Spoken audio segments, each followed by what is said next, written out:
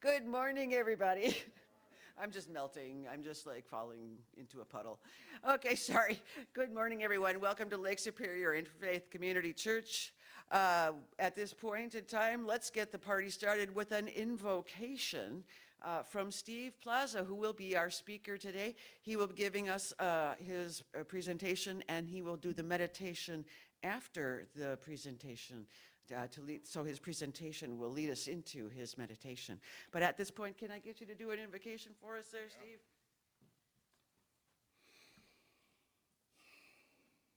This moment contains love, as within, so without. Help us to open our hearts and let God, through our higher selves, draw near to guide us. All is well.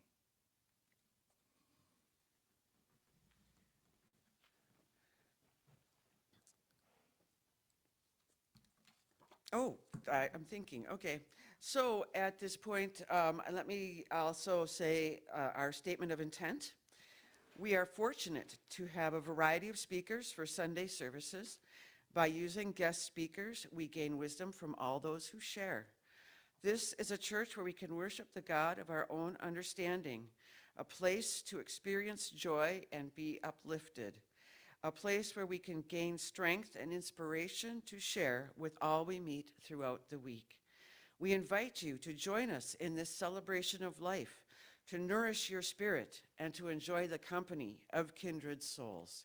And speaking of kindred souls, it's time to welcome everybody to each other here today. It's time for our general greetings. We'd like to have hugs, handshakes, hellos, how are yous? If you don't want to be hugged, held, handshaked, or whatever, you may stay seated. Otherwise, get up and hug people.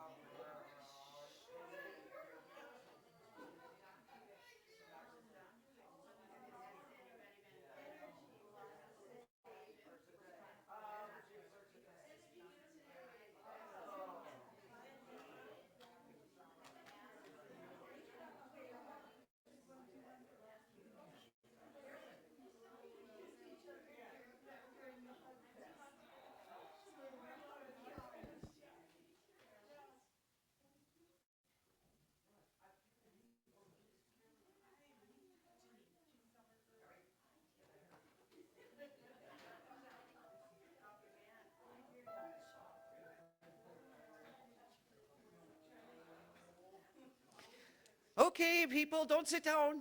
It's time to stand up and it's time to sing a rousing version of Let There Be Peace on Earth. Come on, Carol, lead us in.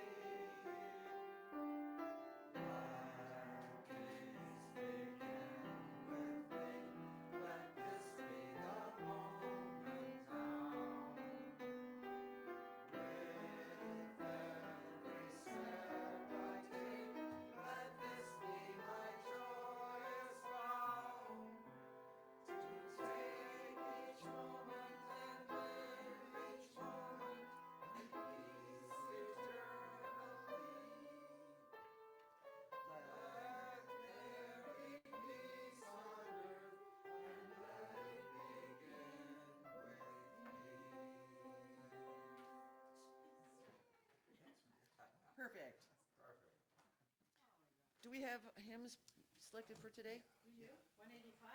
All right. I am the expression of infinite life. There we go, number 185 in Wings of This is Song. my favorite. It's my favorite. Yeah. If I can play. Okay, let's do it.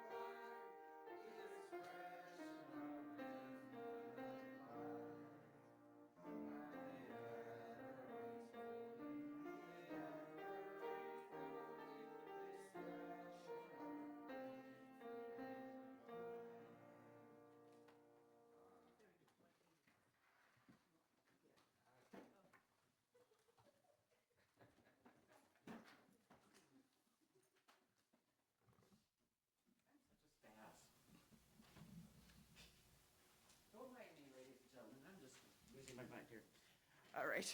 All right, so announcements today. Number one, please put your phones on mute or do not disturb during the service so we can have a nice quiet service. And we got a bunch of other stuff, my usual regular stuff. Suggestions, comments, we do have a box on the back of the church. If you want to put in ideas of speakers, ideas of meditators, ideas of songs to sing, ideas of anything. Also, you can email us at interfaithon9thstreet@gmail.com, and that's the number 9th street spelled out. Speakers, meditators, gardening tips, whatever you got, we could use your opinions and ideas. Next week is the Unity service, so we will let you know about that throughout the week. If you missed or would like to re-watch any of our services, you can always check them out on YouTube. They're posted on YouTube. We record everything, then they're posted on YouTube a few days into the week so that we can get everything, so you can see it or revisit it once again. And so the Unity Book Discussion Group will meet tonight at 6 p.m. in the church. And then after tonight, it's going to be on Tuesday nights at 6 o'clock? 6 to 7:30, just like usual, but they'll be on Tuesday nights instead of Sunday nights for, At least through the summer, okay, for at least through the summer. so Paul can spend time with his dad in Minneapolis on the Okay. weekends. Yeah.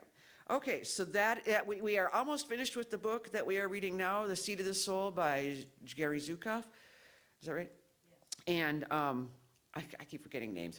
So, yes, So they're having it this Sunday and then it'll be on Tuesday, Tuesday, or a week. Yes. a week from, a week, So it won't be this Tuesday. not this Tuesday. No, not 2 days. Okay, Yeah, I went back. yeah. Tuesday. So, yeah, not this Tuesday, coming up the end of, the first Tuesday in August. Okay, got it. Donations, you can always make donations to the church, either come here and physically put money in our little envelope, our little baskets, or you can, don't send it to 1414 East 9th Street, Duluth, Minnesota, 55805, and we also have a PayPal account on our website. And you can always check out our website, our Facebook page. We also have a printed newsletter to keep you informed of what we've got going on. Consider joining and helping us with our summer gardens. We're having some problems getting people out there and getting their hands dirty, so come on out and help us. Remember, getting your hands in the soil is good for the soul. And there are a couple of other things that we need to talk about. Number one is our lovely organ. We want somebody who wants to give it love. From what I've heard, Carol, it's not repairable. We have not found a way to repair it. I'm still using it. It's Yeah. still working. It works, but it needs help. But we need somebody to give it some love. So if anybody knows of anyone who wants an organ to give love to, that is what we have here. Also, the elections are coming up. If you want to become a member of the board, please let one of us know. We've got some open seats coming up. We do want to push forward in our quest to become an evolving church ministry through Unity. And we do need help with that. As much energy as we can get on the board would be great. Also, another big thing, picnic. We want to have a church picnic, and we're not going to do it on the front lawn this year. We're going to actually do it upright. We're going to go somewhere, which we haven't discussed yet. But we are going to have a church picnic, and looks like a good date would be August 28th. That would be a Sunday. And usually in the past, our picnic is also accompanied by our church service. So we've had it at Anger Tower, where they have that beautiful pavilion overlooking the lake. And we can see what's going on in Duluth and listen to the beautiful music and things that are offered through our service. And then we can have our lovely lunch. So keep that in mind, folks. If anyone has a great idea or plan or place you want to go, let one of us know, and we'll send out the ideas. Okay. Also, coming up this week, on Wednesday, July 27th at 7 p.m., Adam Cipolla will be facilitating a relational meditation where we practice the art of being with ourselves, with each other, and with what arises in the relational space between us. We gather together and practice bringing our awareness to our experience of the present moment, exploring what it's like to be us in the emerging now. This is a free event, ladies and gentlemen, a free event on Wednesday evening. Excuse me. A 90-minute introductory session that includes fundamentals, followed by group focus and circle practice. So let's get involved with our community. The space is held here for Adam. We will be having that meditation on Wednesday, this week, the 27th, at 7 p.m. He's also bringing some people already who are very interested. Yep. So it wouldn't just be us. He's gonna- Yep, he will have more people here, so bring yourselves here too. So with all of that in mind, with all the fun stuff that's going on now, we're trying to make things work and keep things going forward. One other thing we need to address before we move on today is, do we have any prayer requests today? I know Mark said his sister has started making her transition. She passed. Well, let's pray for a peaceful movement to the next realm. So we can just pray that she flies like a butterfly. Flies like a butterfly. There we go. And I don't know, you said it was Dawn, whose sister was critically injured. We don't know the status on that, but we will still keep his sister in our prayers. If you have any other mental or physical prayers that you would like to add to our healing bowl, we have it up here. If you want to put in your intentions mentally or physically, it's right up there. And with that, I think my announcements. Oh, don't forget, we have food after every service. A little bit of nosh once in a while, and then we have, on a third Sunday of each month, we have a potluck. I would just like to have continued prayers for my daughter who had teeth surgery, Teeth surgery, your daughter, what's her name again? Kelly. and she's in Atlanta. Atlanta. And she just found out she's gonna have to have a top done now. Oh, gosh. I know, this is quite the process, but that won't happen until for a few more months. Okay. She's healing pretty good. Awesome. Healing prayers for Kelly, Jan Everill's daughter, who is getting mouth surgery. She's done the lower and then has to do the upper in a few months. Yucky. Owie. It just hurts my teeth to think about it. Sorry. All right. So with that, let us move on and do the principles. Right here, there are the little sheets in your pew. These are the unity principles. We're just going back and forth between unity and our principles, just so we can kind of get a feel for how similar they are. The 5 basic unity principles. Number 1, God is the source and creator of all.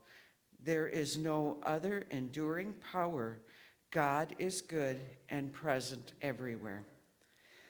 We are spiritual beings created in God's image. The Spirit of God lives within each person.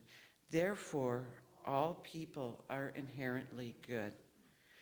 We create our life experiences through our way of thinking.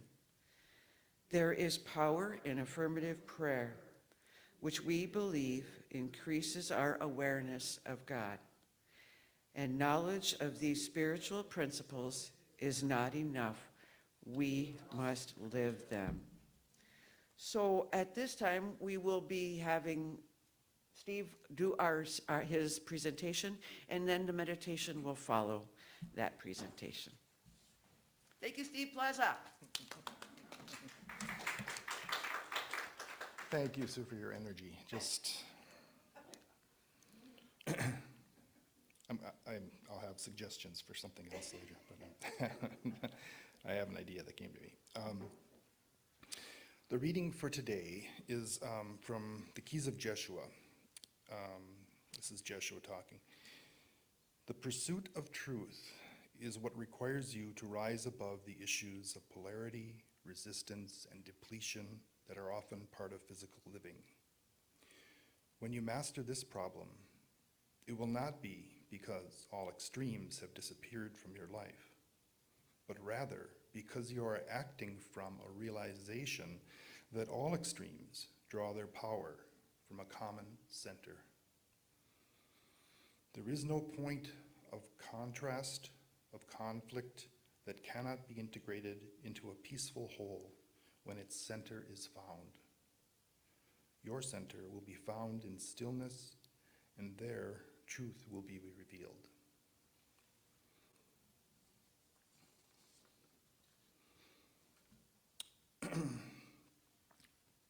This is loud enough, I think. I'm hearing myself very well. Today I want to talk about Tom Kenyon and the Hathors. Tom Kenyon is a psychotherapist and brain researcher. He did not plan on doing this. He was approached by the Hathors without any, he didn't go after them. They appeared to him, and they asked him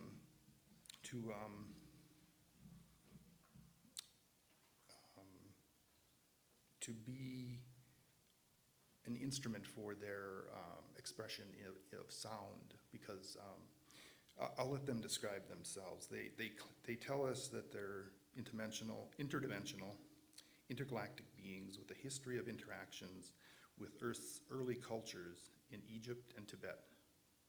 They are not saviors, but fellow travelers on the path back to God, the source. They state, "We are what you might term an ascended civilization, a group of beings existing at a specific vibratory field, even as you have an energy signature. It is simply that we vibrate at a faster rate. Nonetheless, we are all part of the mystery, part of the love that holds and binds all the universe together. The belief that you can stay in patterns of lethargy and unconsciousness, then take something or have something given to you that will transform you without any effort on your part is sheer folly. It won't happen. Ascension is a process of self-awareness and mastery on all levels, and it necessitates bringing all those levels of one's existence upward. That is how we see it, and that is how we have done it for millennia. By offering our aid, however, we do not wish to interfere with your other spiritual helpers and cosmic relationships in any way, nor with any religious beliefs, affiliations, or organizations of help to you. Even so, there's a great deal we would like to share." So I have a handout detailing Tom Kenyon's website if anyone wants to go and read more. They've been giving him information for 20 years, and much of their help comes in the form of tools, sound tools, because sound has a very strong effect on our biology. It can help our physiological system to balance itself, bring itself into harmony, heal itself, And in the times that we're going through, as I'll get into, this is very much very, very needed, very helpful. So I've kind of looked over their writings and messages and tried to give you a summary of what their message is. Basically, we are transitioning to a greater reality, and this happens every 25,000 years. They refer to it as a spiritual purification, not as an end time. The incoming galactic energy of light and love, which many other sources talk about, is something that is prompting an increase in consciousness. We talk about our 3D, 4D reality as they see it, and many people see it. 3D is space. It's height, width, length, the dimensions of space here. And 4D is time. So our consciousness exists in time, and it's sequential, it's linear for us. What's coming is 5D. The way they explain it is our consciousness not bounded by space and time anymore. So 5D steps beyond the limitations we have of a physical realm where we're tied down here by gravity and we can't move around except through energy, power, devices, etc. Not like our dreams where we could just fly anywhere, go anywhere, go through walls, etc. So 5D is beyond gravity, beyond our space, and beyond time. As you know, if anyone remembers their dreams, time is not really a factor there. It appears sequential as it's happening to you, but oftentimes things begin and start in a different place. And anyway, what we're used to is one aspect of time that's tied here to this physical realm. I think you've read that time is the current moment, the now, and then how we go through that now is our expression, our consciousness. It goes through that expression of time. So anyway, I don't know that much about that, but I just wanted to give you an idea because that's what they're telling us is 5D. And so as we move from this way of life to a different environment, they're saying there's a tension in this transformation. There's a tension between our old ways of doing things, how we see things, how things are for us, and that perception is having to change as this new reality comes into experience, I'll say. It's these vibrations, these different frequencies that are coming from the galactic center are supposed to, or are having an effect on us as we choose. And so the goal is to wake us up to this next dimension where we can lay a foundation for a different life, a foundation of emotions that are built upon some coherent emotions they talk about, basically not fear, not terror, but gratitude, appreciation, joy, things that are positively framed that actually help us to move forward and keep us at center, not that take us off of ourselves or out of ourselves. If you want more information on the steps of this transformation, I would encourage you to listen to the astrologer Pam Gregory.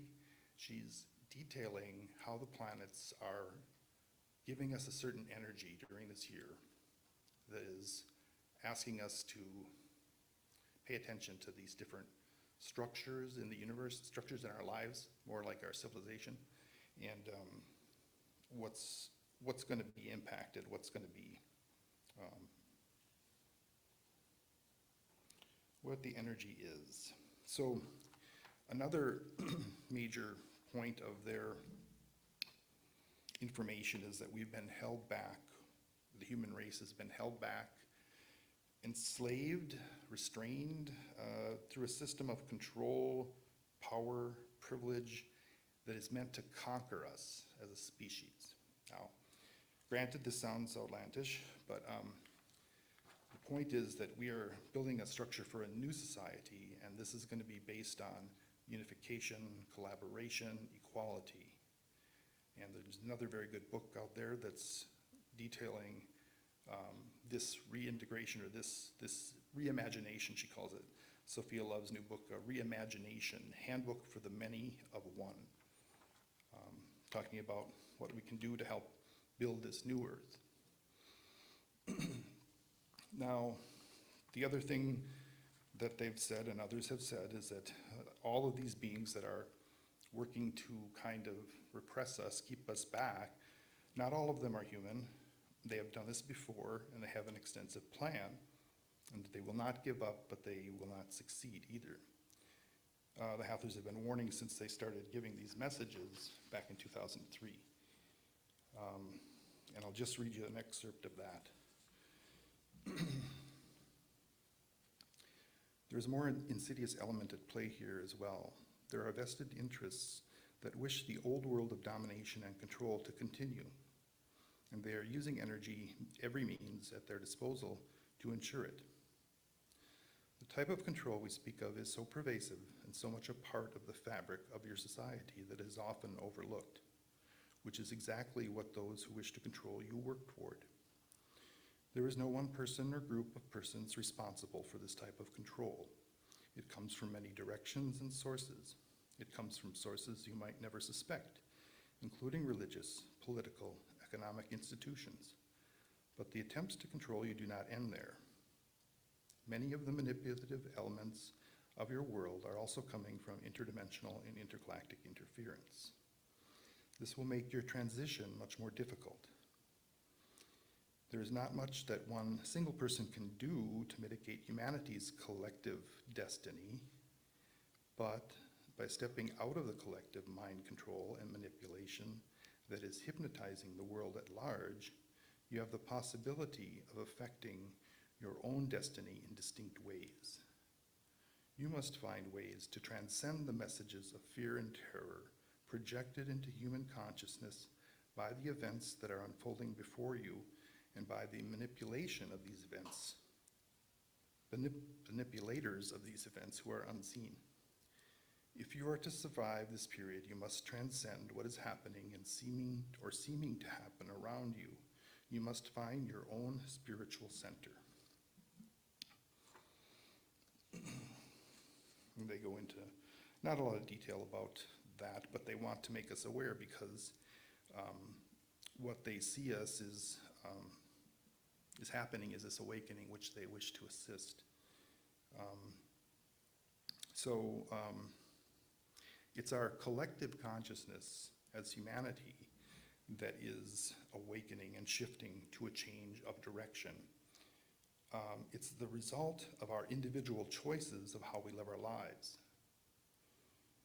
The change of the collective does not require a majority. So we're not going to be dependent upon someone, voting us a different way of living. That's not how it works. The light, the energy from your cells in choosing the direction that's best for you will filter out to the rest of the collective and influence their choices. Not to say that they have to, but this is an influence as much as there has been a negative influence on us for a long period of time. Now that negative influence is waning, being forced to I don't know how to term it. It's being suppressed because the light is becoming stronger as a shadow. So to grow and evolve consciously, we must become more aware of our interconnectedness than our separation. Oneness, unity, interconnection. This is where we're headed. An example, I want to talk more about this idea of a different form of I think of it as governing, but it's not. You know, you think of it in the world, it's a top-down situation. Most things are a hierarchy of some kind. Someone's giving you instruction that's being handed down to someone else. And whether it's government or business, whatever it is, this is the type of control that's being impacted on us. And I was trying to think of an example of something that's not that. And I don't know if you've ever seen a murmuration. It's when a flock of thousands of birds fly together and make movements that appear to be unified, that there's no one leader of the pack. I'm not talking about like ducks and geese. I'm talking about the starlings and blackbirds and other birds that you can see videos on the internet. And there's thousands of thousands. I mean, there's huge flocks, and it works with fish too. You have schools of fish, and they all are moving together, and they turn together, and they operate with this sort of unity that is elusive to us. But it's all individuals. There's no one leader. Now, scientists have looked at this. How do they move in unity? Well, they found some evidence, and I'll detail a little bit about it, but it's just exciting to think about the fact that there's another way of organizing our existence besides this control that we have. So they found that for birds, they only look to their nearest 7 neighbors. They don't care what's going on beyond that. They look around them to the 7 neighbors that are near them, and they track them. Doesn't sound too difficult. Then there's this thing called the zone of attraction. Somehow they know what this is, but when they're in the zone of attraction, they move toward another bird, one of their neighbors. Then there's another zone of repulsion. And when they're in this zone, they don't move. They move away from the bird, otherwise they'll crash and fall. And then the last principle that they've discovered is that they align themselves in the same angular direction as their neighbors. So they basically follow their lead.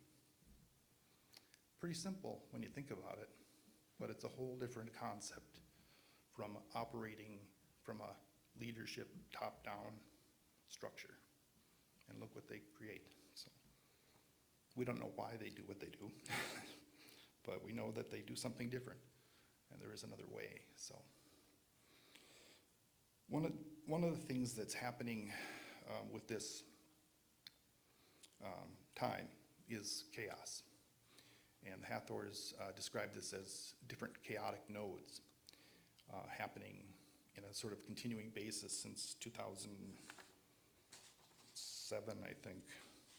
We were starting to go through this. If you remember the incident with the Gulf oil spill, that was an instance of a chaotic node having some very disastrous effects.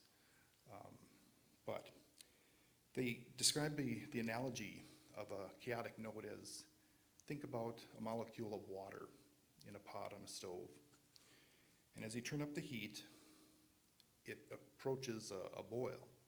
And of course, because of the heat, the molecules move around more erratically. And as the heat gets even stronger, the molecules could find themselves going from the bottom of the pot to the top of the pot. They don't really know where they're going to be driven. It's just sort of this random heat motion. But some molecules of water will even go to the surface and leave the pot and turn into gas. This is the thing. A chaotic node is a transition point where we don't really know what the outcome is, but it's often a point of a lot of energy, and it's happening to this entire Earth because things are moving from one dimension to another dimension. So it's the recreation of our environment in another level. So just as steam is the recreation of water with heat applied, the areas that will be affected are the environment on this planet, the culture, our economics, and our political institutions. All structures of civilization will be coming into question, and I think we can see that acting out as things progress. Now, the last thing is, what do we do about that? One of the things for the meditation is a sound tool that will help you to regain a balanced and harmonious emotional state, which they consider to be the very best state to be in when you're having to deal with chaos, random events that are challenging to understand and believe and deal with.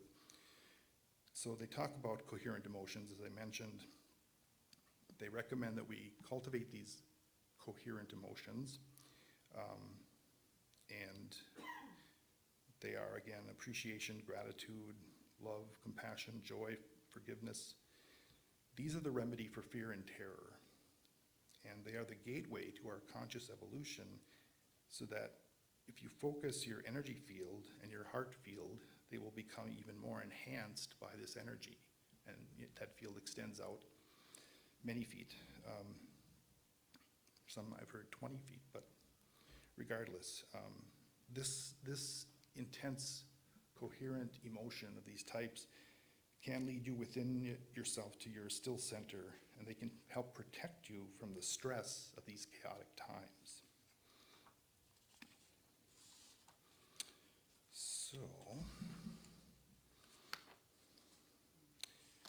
it's easy to start with the two simplest ones. These are the ones that are probably easiest to grasp.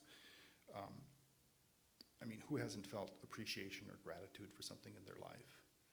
And it's simply a matter of finding what works for you. You can recall the feeling if you've had that feeling before strongly. Recall it and focus on it. Others might have to use fantasy to imagine that emotion for themselves if they haven't had something like that in their life that they can recall, or they can't recall at the moment, so they may use fantasy to create that feeling. So the meditation that they're offering us is coming from their realm. You'll hear a drone of sounds during this meditation, as well as other sounds. And the drone is the pure emanation of their light translated into sound codes that you can hear that will then penetrate your being. So this will help provide you a coherency in this tool itself, and you can learn to develop that coherent feeling on your own once you've listened to this, and you can listen to it as much as you want. It's free, it's on his website. He has other tools as well. So he's saying that it's not just that it's a mental or emotional challenge, it's physical as well. These states are part of our body, and that influences our health. And so finding ways to deal with this stress is a healing thing. And because our physical and our nervous system is integrated so much, sound can have a very powerful effect on us. And so that's why they're providing these tools. Again, they come from their, I don't know, they call it 10th, 11th, 12th dimensions, wherever they are currently.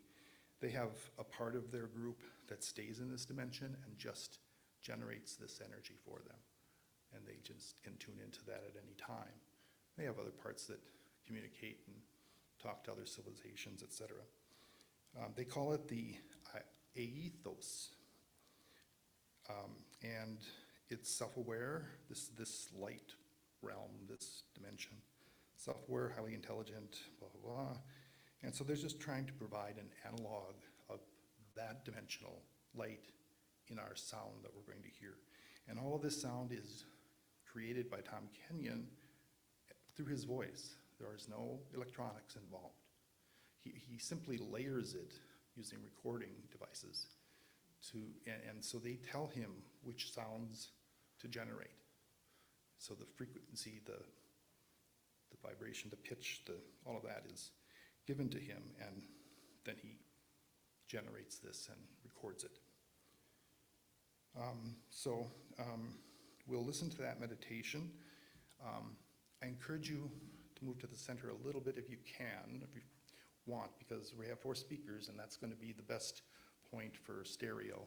If you're listening to this at home later on, you can use headphones, and that will be the best way to perceive the sound.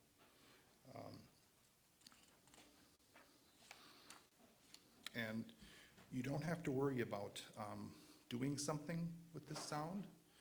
Just listen. If you can't hold a mental focus, just listen to the sound. If your mind wanders, just bring it back to the sound.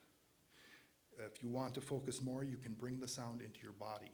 You can send it to any part of your body that is feeling pain, feeling stress. Just listen to the sound through your body, and that will be another way that you can listen to it, and it will penetrate your awareness and your being. You can also think of it as sort of a metaphorical life raft that you can ride through the waves of change. So many ways that they have to talk about it, but so let's listen. Andrew, when you're ready. Thank you.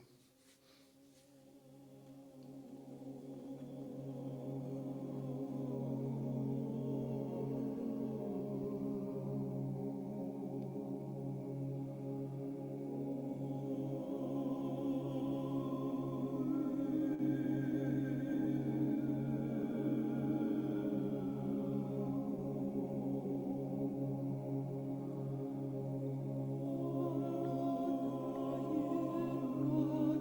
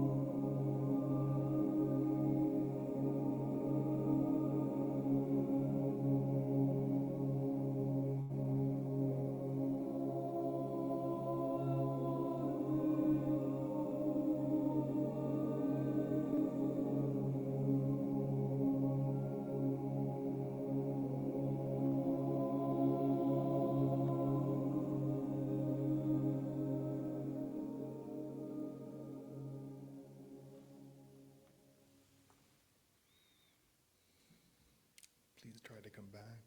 Open your eyes. That was called the Ethereum with an A, and I have more information on handout if you want that after the service, so you can find that and other Hathor information, etc., that I've talked about, so thank you.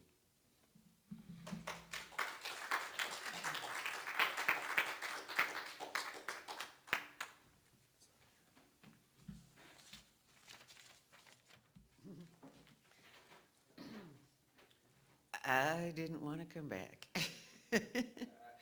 I was enjoying that beautifully. Thank you so much, Steve. All right. So at this point, can we get a couple of people to bring forth the baskets and bring forth the offering while Carol plays us some beautiful music?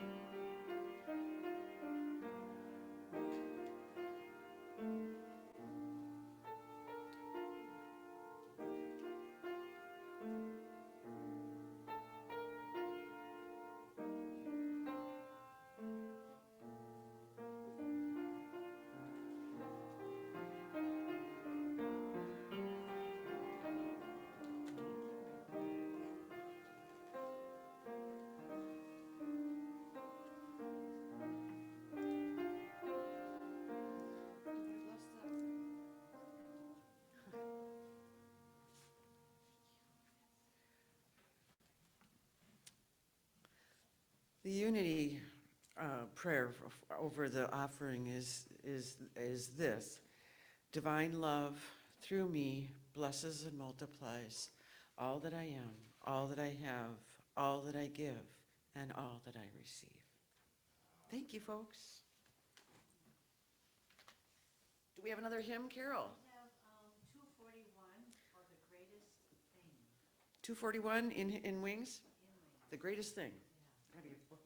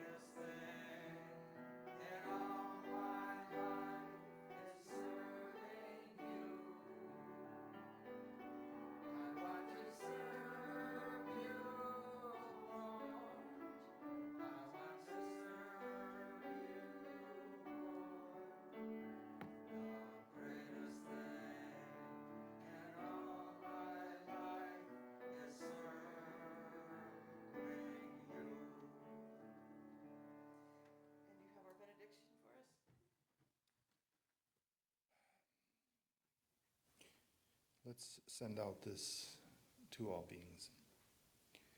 May all beings be peaceful. May all beings be happy. May all beings be safe and well. May all beings awaken to the light of their true nature. May all beings be free. Well, let's gather up in a circle as much as we can up here and sing our final song. God be with you. God be with you. God be with you.